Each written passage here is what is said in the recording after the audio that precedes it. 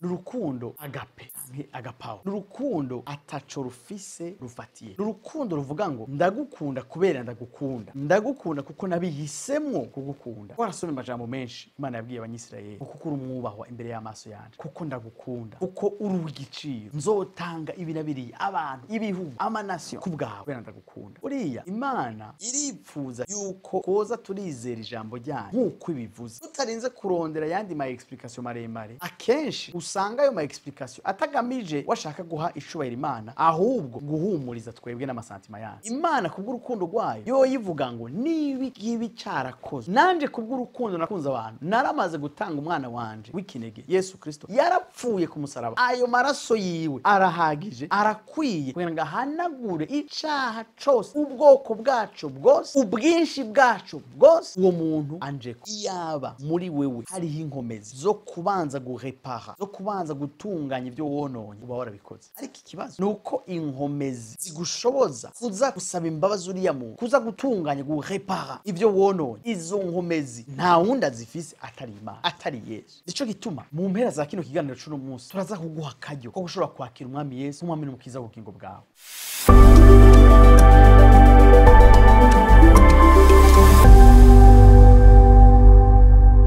Ndabaramukije mwebwe mwese muri kumurakurikirana Ubugingo Busagutse TV. Kaze kuri chaîne yacu ariyo yanyu yabateguriwe kugira ngo mushobore kwama muriko muraterwa intege, mwiga vyinshi kuvyerekeye ijambo ry'Imana, kuvyerekeye ico Imana dushaka ko n'ibindi vyinshi. Rero Imana ibahezagire. Ndabibutse gufyonda kuri subscribe canke s'abone no gufyonda kwa kengeri kugira ngo mwame muriko muramenya igihe cose, igihe hari ibiganiro bishasha vyabonetse, igihe hari ico gishasha mbese nkuko tuvyizera Imana ishaka kubashikanako. Rero muri kumwe uno munsi na Pasteur Jean-Claude Midogoro mu kiganiro canyu Be Lifted Up, aho tugamije kubabwira amajambo abahagurutsa, amajambo abatera intege, amajambo abajana ku rundi rugezo, ku yindi level, ku yindi niveau, kugira ngo mubashe gukorera Imana. Sinovuga ngo mworohewe, ariko mukomeye kandi mushobora gushika ku ntego Imana yatugeneye gushikako muri nosi. Rero reka tubanze duhe icubahiro Imana, tubanze dushima Imana yacu imbere yuko dutangura. Data mwiza mu izina rya Yesu Kristo, turagushimiye kandi turaguha icubahiro. Mwami warakoze kuba warashizeho ino platform kugira ngo uyu muntu nawe yumve ijambo ryawe, uyu muntu nawe mwami mwiza yumva amabanga yawe, uyu muntu nawe ashobora gutabagwa muri ibi arimwo uno munsi. Urakoze mwami ko ubana natwe muri kino kiganiro, kubana n'uwo muntu ariko aradukurikirana, kugira ngo mwami mwiza ivyo waduteguriye no munsi, ivyo wadutekereye mwami mwiza biba amajambo mazima ahindura ubuzima bw'abantu kandi akabuzana ku rugezo rwiza aho rushaka. Turagushimiye, turwaye icubahiro mu izina rya Yesu Kristo, amen. Reka rero tubandanye ku majambo twahoze tuganira ku biganiro biherutse, amajambo avuga urukundo, urukundo rw'Imana ku buzima bwacu, urukundo rw'Imana yiteze ko natwe dushikana ku bandi bantu, urukundo Imana ituzanako ikitega yuko natwe tugwakira, urukundo ruza gukiza ibikomere kumbure twagize, twatewe na kahise, twatewe n'abantu, twatewe kumbura n'abavyeyi, twatewe n'ama circonstances canke ibintu byadushikiye mu buzima bwacu. Ubwo rukundo rukiza, ubwo rukundo rwatumye Yesu Kristo yitanga ku musaraba kubwanje, kubwawe, kugira ngo turonke ubuzima bw'amahoro. Ubwo rukundo rwo tuje kuvuga no munsi bugira kandi dusa n'abasozera urukurikirane rw'izi nyigisho, kugira ngo by'ukuri tugende hari ico dutahanye kandi hari ico bikoze mu buzima bwacu. Rero urukundo turiko turavuga n'urukundo agape canke agapawa, n'urukundo ataco rufise rufatiyeko, n'urukundo ruvuga ngo ndagukunda kubera ndagukunda, ndagukunda kuko nabihisemwo kugukunda. Twarasomye amajambo menshi Imana yabwiye abanyisirayeli, kuko uri umwubahwa imbere y'amaso yanje, kuko ndagukunda, kuko uri uw'igiciro, nzotanga ibi na biriya, abantu, ibihugu, amanasiyo kubwawe kubera ndagukunda. Uriya Imana iripfuza cane yuko twoza turizera ijambo ryayo nk'uko ibivuze, tutarinze kurondera yandi ma explication maremare. Akenshi usanga ayo ma explication atagamije washaka guha icubahiro Imana, ahubwo guhumuriza twebwe n'amasantima yacu, kuko tuba twumva umengo ni binini cane ntivyobuko canke c'est trop simple. Hariho abantu nk'ubu umubwiye uti Imana izomuharira canke Imana irashobora kumuharira naho yishe abantu 10, naho yishe abantu 200, ashobora gatoya hariho ibyaha n'akaha, ibyaha ntibingana. Umuntu ashobora kurigita abantu 200, 10 guhama ngo Imana imuharire gutyo. None ushaka Imana igereke kwiki? Ko yavuze yuko uzokwizera umwana wayo Yesu Kristo azoharirwa ibyaha byose. Ntiyigeze yenumera avuga urugezo rw'ibyaha bizoba biriko canke bizoba bigeze ko kugira ngo ntaharigwe canke harigwe igice canke arindire kuzoca intebe imbere y'intebe y'inganje y'Imana. Ntavyo Imana yavuze. Imana yavuze gusa ngo niyihana azoharigwa ibyo yakoze byose. Uwo ari we wese ahavuye parcours yose yaciyemo, ntaco bitwaye uwo yishe, ntaco bitwaye uyo yakoreye ibi na biriya, izomuharira. Aho niho wahagaze ubushobozi bw'urukundo rw'Imana, kuko ntirunyiganyizwa n'ikintu na kimwe, ntiruhindurwa n'amasirconstance namwe. Bimwe tubona mu camanza barondeza bakavuga ngo iryo kosa yarikoze mu masirconstance cyangwa mu gihe ikihe, mbega yariko ari defend, yariko arigwanira. Nimba yariko arigwanira rero n'amahoro n'umuharire nta kibazo. Ariko niba yarabigambiriye akavyiyumvira akabitegura, bimwe bakunda kuvuga ngo crime prémédité, uwo rero muhane cyane kuko ni inkozi y'ikibi. Imana suko imeze. Imana kubw'urukundo rwayo yo yivuga ngo nibi gibi cyarakozwe. Nanje kubw'urukundo nakunze abantu, naramaze gutanga umwana wanje w'ikinege Yesu Kristo, yarapfuye ku musaraba. Ayo maraso yiwe arahagije, arakwiye kugira ngo ahanagure icaha cose, ubwoko bwacu bwose, ubwinshi bwacu bwose. Uwo muntu anjeko akihana, amaraso ya Yesu aramuzi icaha cose. Rero mugenzi, nagira ntangure ndakubwira ngo kimwe mu byerekana yuko witeguye kwakira urukundo rw'Imana kandi wizera ko by'ukuri Imana ikunda abantu, nuko wizera udakekeranya yuko ibyaha byose uko biri kose bishobora guharikwa n'Imana. Kuko niyi nayo n'imigozi ituma abantu batinjira mu rukundo rw'Imana, bagwakira nago rubakize, rubasomora ibikomere byose. Nukutizera ko Imana ishoboye guharira ibyaha byose canke ikabiharira kumwe. Oya, urumva ico hategeza kubanza kubibi, ategeza kubanza kuja kwatura imbere y'ishengero, ategeza kubanza gukora iki, Imana niyo pfa kumuharira. Oya, yakubaza ikibazo, weho ko yapfuye kuguharira, jeho ko yapfuye kumharira. Niko yabigenye mugenzi. Ni Imana, ni rurema byose, ni mushobora byose, n'umuremyi wacu. Yahisemo kubigira uko. Impamvu ntayo tuzi, mugabo ibibiri tubwira yuko impamvu ari urukundo ikunda abantu.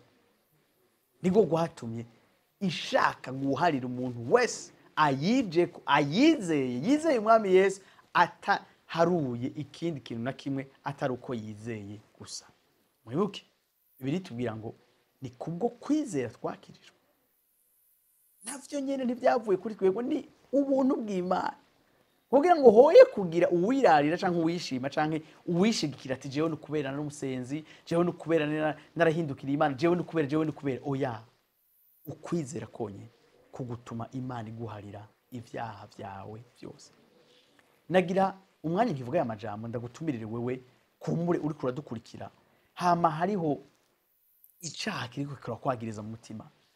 Kumbure hariho ibyakugoye ukora bijya bintu, hari ibyakugoye urahemukira umukunzi wawe, hari ibyakugoye urahemukira kumbura bakugiriye neza, hari ibyakugoye kumbure uravuga urakora ibi na biriya canke bitandukanye. Hamuno munsi hariho santima iri mu mutima wawe iriko irakubwira ngo oya, wowe ntiwopfa guharigwa, naho bariko barakubwira ngo ni wakira umwami Yesu, ni wizera uraza guharigwa. Oya, wewe ivyo ntibyohereraho. Oya, wowe ntibikunda ko bihereraho. Uzobanza kuja gusaba imbabazi, uzobanza kuja kubwira ujya muntu, uzobanza. Mugenzi, iyaba muri wewe hariho inkomezi zo kubanza guhepara, zo kubanza gutunganya ibyo wononye, uba warabikoze.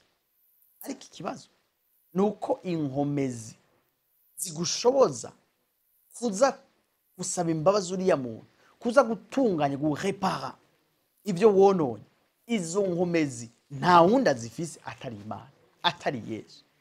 Uwo nawe nta yindi nzira imugushikanako atari kwihana, atari kwakira umwami Yesu nk'umwami n'umukiza w'ubugingo bwawe. Rero wumve ko bishoboka kandi bitagusaba ibintu birebire atari kumwizera gusa. Aho uri kurakorera, aho uri kurarabira ino video, kwihana konyene nico bisaba kugira ngo umutima wawe ubohoke, kugira ngo uronke izo nkomezi zo gushobora nawe kuruhuka mu mutima. Kwihana konyene nico gituma mu mpera za kino kiganiro c'uno munsi turaza kuguha akaryo ko gushobora kwakira umwami Yesu nk'umwami n'umukiza w'ubugingo bwawe, kuko ni rwo rufunguruzo rutuma urukundo rw'Imana rushobora gutangura gutemba mu mutima wawe, rugakiza ibikomere, rukazana ibyiyumviro bishasha, rukaca rukuzanira n'inkomezi zigushoboza kuza gusaba imbabazi, kuza guhepara, kuza kwegera kumururiya mwana wataye, wahevye, wari waravyaye mugabo kubwibi na biriya nyene ukamurekera iyo yarari. Biza gushoboza kumbure kuza gusaba imbabazi uwo mugore wawe canke uwo mugabo wawe canke uwo muvukana canke uwo mugenzi mwagiranira ikibazo, ukazimusaba atari uko wewe wumva warakoze amakosa, ariko wumva gusa ukunze impore n'amahoro, kuko urukundo rw'Imana rwuzuye umutima wawe. Urukundo rw'Imana ruzana ivyiyumviro vy'Imana mu mutima w'umuntu, ruzana amasantima y'Imana mu mutima w'umuntu, ruzana ukubona abantu nk'uko Imana ibabona, ukumvira impuhwe n'imbabazi abantu nk'uko Imana ivyumva canke ibikora. Ijambo ritubwira ngo musengere ababagirira nabi, muhezagire ababavuma, ni Yesu yarivuze, ariko iyo jambo ntirishoboka urukundo rw'Imana utuzuye muri wewe. Vyogorana cane guharira umuntu yakugiriye nabi cane igihe urukundo rw'Imana rutari mu mutima wawe. Hari ntahe y'umuntu mukunzi yigeze kutushingira, aratubwira ati jewe nakari yarangiriye nabi, kandi vy'ukuri byari byaranse yuko ndamuharira. Nari nkijijwe, navuga mu rurimi rutamenyekana, nari nuzuye impwemu yera, mugabo hari akantu kakumba yari yugaraniwemwo, byari byaranse yuko ndamuharira kubw'ibikorwa yari yarankoreye. Ati hama umunsi umwe numva ikiganiro c'umukozi w'Imana ariko arigisha avuga ngo muntu byanse yuko uharira umuntu kanaka mu buzima bwawe kubw'imvo kanaka, ko wewe byakwankiye, basi ni wemerera Imana ize mu mutima wawe imuharire. Yumva ico kintu kiramukozeko. Umwanya bariko barasenga yariko aravyumviriza mu kiganiro, sinibuka ko ari radio canke video. Umwanya bariko barasenga umukozi w'Imana basengesha, bariko baramwumviriza bose, nawe asengana nabo, aravuga ati Mana ndagusavye imbabazi kubona ntamuhariye uwo muntu, kuko ari byo nsaba. Kandi nivyo Imana idusaba guharira, ntidusaba kubika abantu mu mitima, idusaba guharira. Mugabo kenshi canke rimwe inkomezi zo guharira zirabura kubera ikibi kiba cabaye kibi, igikomere kaba kinini, bikanka yuko umuharira. Rero bariko barasenga, nawe asengana nabo, avuga ati Mana je byarananiye kumuharira, ariko ndipfuza kumvira ijambo ryawe rinsaba canke cagezwe cawe kinsaba kumuharira. None ndagusavye uze mu mutima wanje umuharire muri jewe, uharire uwo muntu, ndaguhaye uburenganzira, ndaguhaye umutima wanje, muharire muri jewe. Icabaye ni giki? Yatubwiye yuko muri iyo ntaye yariko aradushingira yuko ubwo nyene iyo sengesha amaze kurikora, yumvise wa mururazi wose, ryashavu ryose, ya santima, ca kintu cashaka kwihora kimuvuyemwo nk'ikintu bamutuye, bamukuye ku bitugu, yumva araruhutse, yumva uwo muntu nta shava kimufitiye, nta mujinya kimufitiye, nta kintu na kimwe ca santima imeze nabi akimufitiye. Nawe uno munsi ndashaka yuko woreka Imana ikaza kubohora, guharira abo bantu waboheye mu mutima wawe. Wowe nta nkomezi ufise zo kubaharira kubwo bakubabaje cane, kubwo bakugiriye nabi, kubwo ivyo wibuka ukumva urajengiswe mu mutima.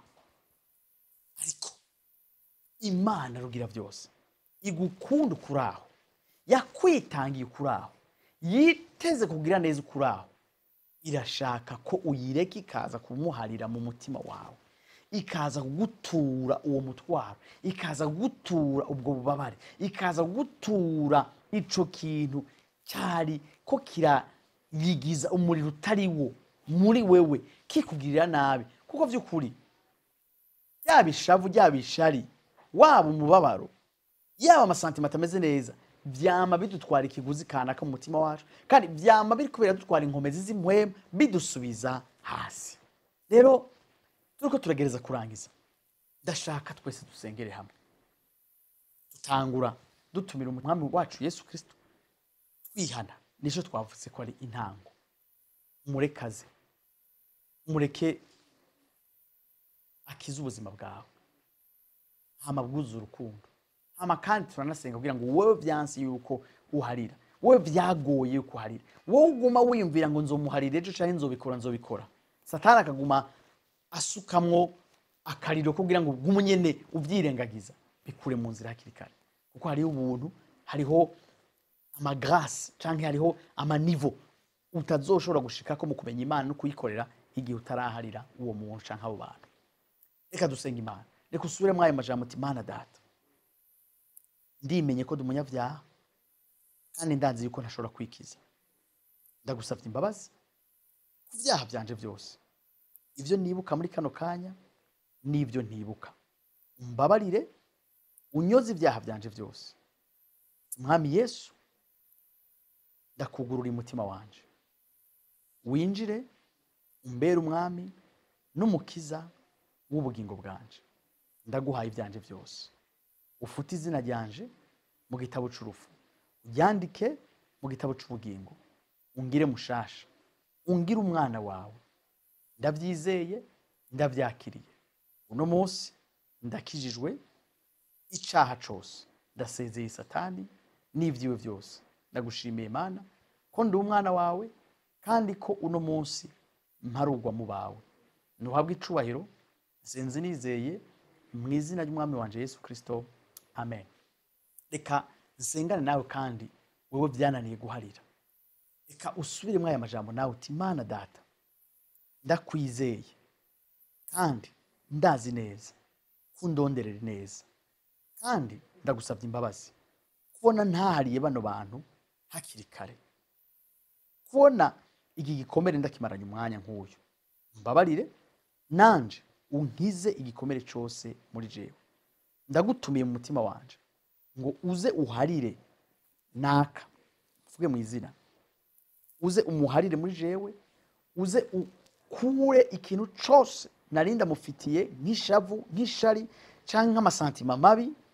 Uze mwami mwiza, ungire mushasha mushaha wanje, uhindure ivyumviro vyanje, unyoze ukwandura kose kwavuye kuri ibi bintu nari naragumanye muri jewe. Ndagushimiye kuno munsi uhinduye amateka y'ubuzima bwanje kandi kungiriye neza mu izina rya Yesu Kristo. Murakoze cyane, kandi Imana ibagirire neza. Imana ihindura amateka y'ubuzima bwanyu imisi yose, yame ibiyereka mu rundi rukundo rushasha, mu yindi facette cyangwa uruhande rwayo rushasha, maze ibakomeze mu gakiza kanyu no mu rugendo ruja mu ijuru turimo twese. Imana ibahezagire kandi ibagirire neza. Shalom shalom.